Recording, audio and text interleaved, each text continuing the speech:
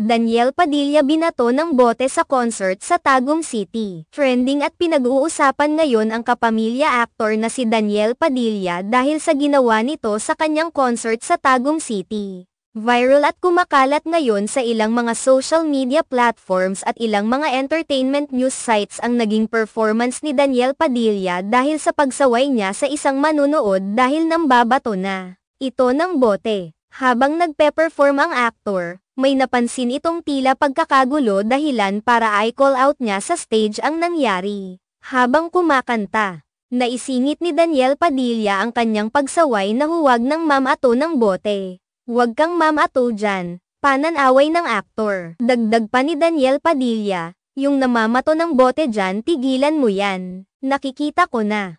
Sa kabilang banda, hindi naman ipinakita sa video ang taong tinutukoy ni Daniel Padilla na nambabato ng bote at tila nanggugulo sa kanyang performance. Marami naman sa mga fans ni Daniel Padilla ang napahanga sa aktor dahil itinuloy pa rin nito ang concert sa kabila ng lakas ng ulan. Game na game pa umano ito sa pagkanta kahit basang-basa na. Sa kabilang banda hindi naman maitatanggi na mayroon pa ring mga netizens na nambabatikos kay Daniel Padilla na nag-umpisa noon pang mabalita ang paghihiwalay nila ni Catherine Bernardo. Ayon sa ilang mga netizens, na kaya nambabato ng bote ang isang manunood dahil hindi na nito nagugustuhan ang performance ng aktor. Hindi naman lingid sa kaalaman ng maraming mga netizens na tila nawalan ng amor ang ilang mga netizens kay Daniel Padilla magmula nang may bulgar sa publiko ang mga ginagawa nito sa likod ng kanyang girlfriend na si Catherine Bernardo noon.